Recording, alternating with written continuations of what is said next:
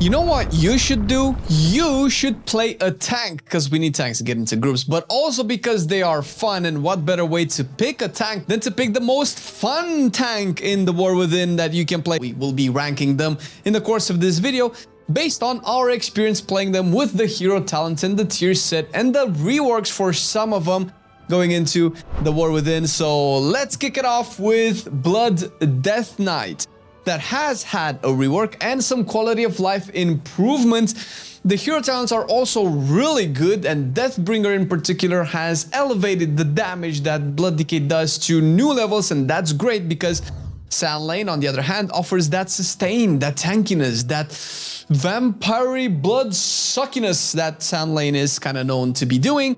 And all of that coupled with the class talent tree rework is incredible. Like, some of the coolest things that Blood Decay does revolve around the reworked Bone Storm, which will consume 1 stack of Bone Storm up to 10 to give you 1 second extra of duration for the ability. So you don't essentially spend runic power anymore, but if you have 10 bone shields, you can press it for the maximum duration and it will do damage and heal you in return. Also, because of another talent, you can have up to 12 maximum bone shield stacks, so you never really drop down to 0, and once you use Bone Storm, it, throughout its duration, will generate those bone shields back.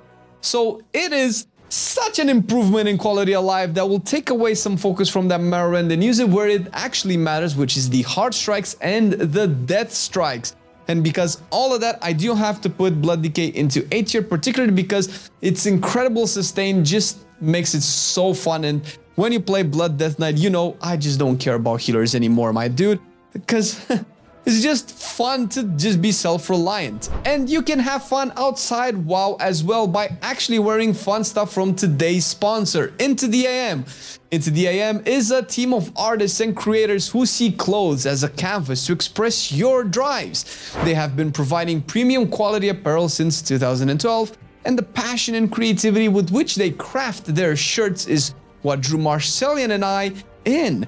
When we saw the designs they had, it was obvious the creativity level was way above our normal brands, and realistically, something that we have been looking for years.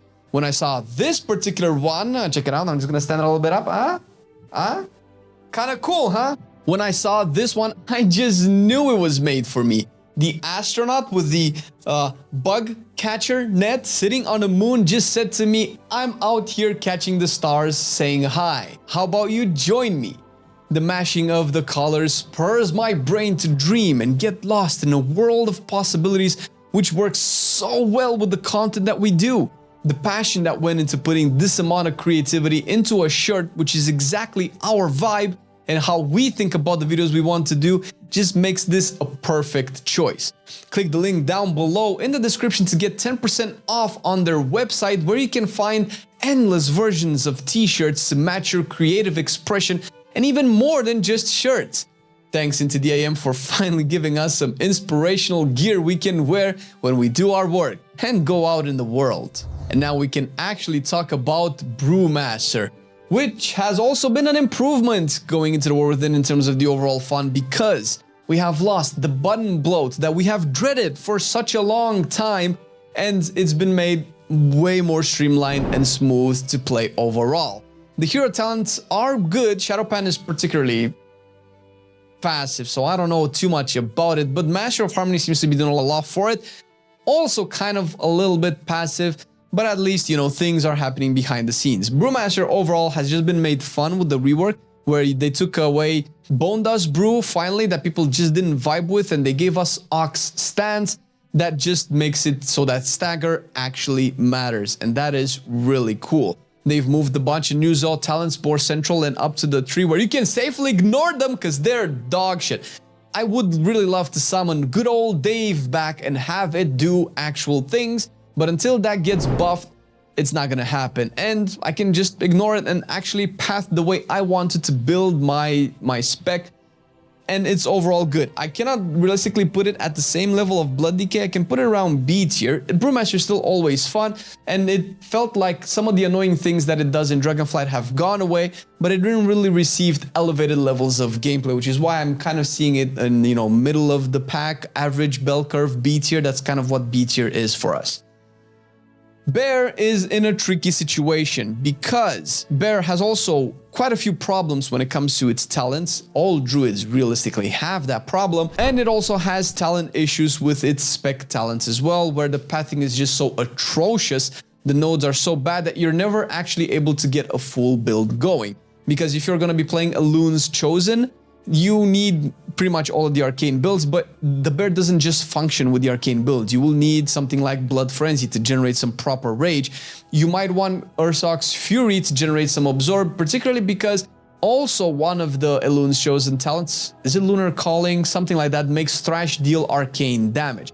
And if you're going to make Elun's Chosen synergize and make Thrash better, there are so many talents that buff Thrash that you feel like you want to use that are all the way on the opposite side of the arcane tree, which makes it so difficult to actually get the build that you want. I'm not sure what needs to happen here, but these talents need to be addressed before Bear can actually be an S tier spec, which is where I would love to rank it, because whether you play Elun's Chosen or Druid of the Claw, and Druid of the Claw is a little bit boring, but maybe less boring for Bear than it is for Feral, it is the only tank currently that really cares what talents it picks based on what hero talents you go for. And that amount of customization and engagement with the playstyle is something that I personally love in specs. If I want to be a Druid of the Claw, I want to be really physical with a lot of bleeds and a lot of thrashes and ravages and raises even. And if I want to be a moon bear, a galactic guardian, pun intended, I can actually take all of the arcane damage and do a lot of moonfire damage and lunar beam, which is also really cool now. But the pathing just makes all of this almost as good. So I'm going to put it into A tier. I have to be honest, even though it has a lot of issues, I have a little bit more fun on it than I do on Bear, just because there's way more builds that I can explore, which is something that Blood realistically does not have. You probably have 1 or 2 nodes on Blood that give you some versatility, but that's about it. Where Bear has just quite a lot. It's the tank with the most amount of flexibility in its builds, and that is why it's so cool. But because the talent pathing, point investment, and things like that make it such a chore to be able to build the spec that I want, is just keeping it from being an S tier tank. That would have been an easy pick. Funnily enough, Paladin is in a similar situation where you do have a pretty static build. You have a few more options in terms of build diversity than Blood Death Knight and particularly Prot Warrior, which is going to be next on the list, but not enough build diversity where it would be a crazy, amazing spec to play. Be that as it may, Prot Paladin is just really cool. They have made Consecration less of an issue with, I think it's called Sanctuary, where you retain some of the bonuses, or not actually all of the bonuses from Consecration, which is the damage reduction that you're interested in, for 4 seconds after leaving Consecration. So if you have to dip out and dip back in, you're not losing anything. If your Consecration drops and you have to move, you still have 4 seconds to get the next one up, and usually that's enough because the cooldown is fairly short, particularly if you're building up a fast-paced Paladin. I believe Consecration still, its cooldown is hasted, so you're gonna get it a little bit faster. And to be fair, this is very conflicting because Prot Paladin for me is an S tier tank, an S tier level spec, and one of the things that I value the most it does not have, and that is build diversity and flexibility. There are a lot of dead talents that will continuously remain dead on Prot Paladin, and that's such a shame because I cannot realistically put it the same as Bear and Blood, particularly because its hero talents are actually good and it's really fun. Lightsmith, for instance, it's broken right now. Clearly it is broken. His tuning is probably gonna go down, and that's still fine, but as long as the weapons matter and they don't over nerf it, it's going to be engaging. Because if the weapons become just like a passive 1% buff or something like that, that is just going to be terribly boring, and it will drop Prot Paladin most likely to A tier for me. But as long as the weapons are impactful enough where I feel, okay, now we have our sacred weapons, sacred armaments, holy armaments, whatever they're called. This turn, this phase, this boss, this pack, we're gonna do a lot of damage. Myself and another target, of course. Or healing in that sense, right? So that is actually really cool. And Templar just elevates that to some really fun blasting Paladin. Templar is just, do you want more explosions? Then have more explosions, more hammers, more lights, more stuff. Sure, the animations could use a little bit of an improvement, but Prot Paladin is just really fun baseline. The engagement, the tools, the utility, everything that you have is just crazy, where it's currently my favorite Paladin spec. So it's very hard. It's very close to dropping into A tier if they don't receive any talent love in that sense. It's my favorite one because I do want to get to Warrior, which I'm going to do something that I normally don't do. I'm going to firstly put Warrior into S tier and talk about it and see if it ends up in S tier by the end of this discussion. And this is to point out exactly why these rankings work the way they do. First of all, Prot Warrior is, if in terms of fun, it's probably more fun than Prot Paladin. I'm currently maining Warrior on live, and I've done most of my keys as Prot Warrior, although I main arms and raids. And it's the most engaging, it's the fastest spec in the game. I think it has the highest APM period. You have so many buttons, they all feel great, and it feels super tanky, and that's on live. The playstyle is the same in the War Within, only actually better. You're actually tanky. I think Prot Warrior is probably one of the tankiest tank at the moment, and that's not something that usually happens in a PTR build or a pre-patch build or a season 1 thing. Usually Prot Warrior, when it leaves an expansion, it leaves as one of the strongest tanks into the new expansion because of how it scales. I believe, I don't know, its armor, its HP, its block, or everything synergized properly. And then it usually gets nerfed. Its armor and HP has been nerfed, I think, before Dragonfly release, before Shadowlands release, then before BFA release. So before each expansion, it usually gets nerfed and then it gets buffed last patch. I think there's a problem with how Prot Warrior maybe scales. At least that's from my perspective as a Prot aficionado and amateur. Be that as it may, the playstyle is incredible, and the hero talents, particularly Mountain Thane, just... oh my god, pressing Thunderclap and its upgraded version Thunder Blast just makes it feel like you're an enhancement shaman. I'm not kidding. The visual has been greatly improved and it feels so good to do fat Thunder Blasts, because it's not really Thunderclap when it gets the proc, that just does so much damage. It reminds me of the Clap of Warrior that we had in BFA when you were playing Thunderclap focused playstyles. But now it actually has the visual and it's not overbearingly strong as it used to be back then. Colossus just gives you a lot of damage. I think Colossus for me is just Warrior using the Furlath legendary that we have right now on live. It's great, it's good damage, and it has some synergy with Colossal Might, and that's great, but that's not why I love Colossus as much. I love it because it focuses my attention rather to Revenge instead of Thunderclap, so I can have different levels of playstyles based on what hero talents I take. I can get a more Revenge focused playstyle, which I personally enjoy, but I also love Thunderclap, and having them both at the same time just feels a little bit too crowded. But if I can focus more on Thunderclap with Mountain Thane and then Revenge with Colossus, that just makes the spec so much better, and that's why I would put it into S tier.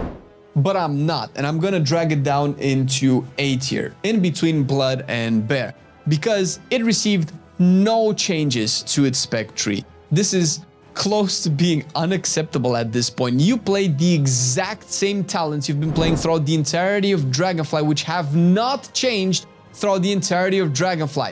They have fixed Battle Scarred Veteran, and I'm not yet sure if this is going to be good or not going into the new expansion, but that's not nearly enough of a reason to play Prot Warrior by just picking that, because you're gonna have to lose either a capstone for Shield Charge or a capstone for Ravager. Actually, I don't even know if you're using a capstone for Ravager at this point. That's just not achieved. That's not gonna make me choose Prot Warrior. Prot Warrior needs a serious look at its talents. The problem with Prot Warrior, and I don't know if this type of feedback has been given to the devs from your average Prot Warrior perspective, or if they're watching our videos, is that the spec works really well. And that's a problem, because you're not going to see changes if a spec works really well, but it's also really boring if I never pick any other talents. A bunch of them are always dead. I don't even know if we have enough talent points. We've had, I think, a new talent called Down with Flames that just gives you a little bit more damage, but it's such a competitive... The talent tree for Warrior is so competitive because of how its tankiness work, where block talents are almost always mandatory to be picked. Haste talents are almost always mandatory to be picked because how important these stats are for Protection Warrior. So that leaves very little left to experiment and have some variety or even change your playstyles whatsoever. And until that changes, that's one of the reasons why I changed mains from, I will change mains from going from Dragonfly to the War Within. Okay, Vengeance has been nerfed, but I think we could all agree that it needed those nerfs going into the War Within, because it's ridiculous right now in Dragonfly, and I'm not talking about its damage or its healing, but mostly its kit. Illuminated Sigils only affect Sigil of Flame right now, which is still okay, because Sigil of Flame works with Frailty, and it still works I believe you play it on both hero talents.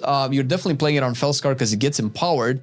And you're probably still going to be playing it on Eldrazi Reaver as well, because it's just real good damage and real good way to apply Frailty. Maybe if you're not playing Frailty, you might not care too much about Sigil of Flame, but I think Illuminated Sigils in Mythic Plus at the very least, which is a Mythic Plus talent, will work really well. I'm not sure if you're going to be playing it in raids, considering that the parry chance has been tuned down and it might not matter that much against one singular target, having that parry chance. So maybe there's some build diversity there that you can experiment with, and that's really great. That's more than we can say for a bunch of these tanks, but I feel overall Vengeance is a much better tank. I will put it right now, funnily enough, as much as I like Warrior more than Vengeance, Vengeance is just a better spec in terms of variety, in terms of flexibility and flavor of playstyles. You actually have options in talents, and that feels great, and the options are impactful. I can go Feed the Demon and Calcified Spikes for more power into my Demon Spikes. I can go into Frailty for more damage and healing. I can go into the right-hand side of the talents for some Sigil Synergy, or more Demonic Synergy with Dark Glare Boon and be a better, bigger Demon. Like, that kind of stuff is missing for a lot of the other specs, but because of its health still being kind of spiky, at least right now, maybe the dungeons are just a little bit overtuned, it's very hard to put it into S tier because it's close to becoming an S tier. And if Eldrazi Reaver would have been a little bit more interesting, and if Felskar buffed a little bit more to kind of feel like I'm this demon that just explodes with Fel Fury, I think it could have easily been an S tier, and that's been a big surprise for me for Vengeance. It's cool, it just doesn't have that wow moment that, for instance, Paladin has for me. But it's been surprising to see tanks fairly close to where they are. I still hope that this doesn't take away from the work that they still need. Even Blood Decay would need some variety in terms of his talents, but it feels like the tanks are in a better situation, and I hope this doesn't make the devs complacent about the amount of love that they could get, because DPSs are just winning over tanks, period. And speaking of, we just released a tier list on the easiest melee DPS spec that you can check right now, because you're gonna have a lot of fun on melee as well, so might as well check that out and figure out if the melee that you'll choose will influence the tank that you'll choose, because, you know, some of these classes can play both at the same time, and some of them are actually winners on both fronts. Which ones? Well, I guess you'll have to watch the video and see for yourself.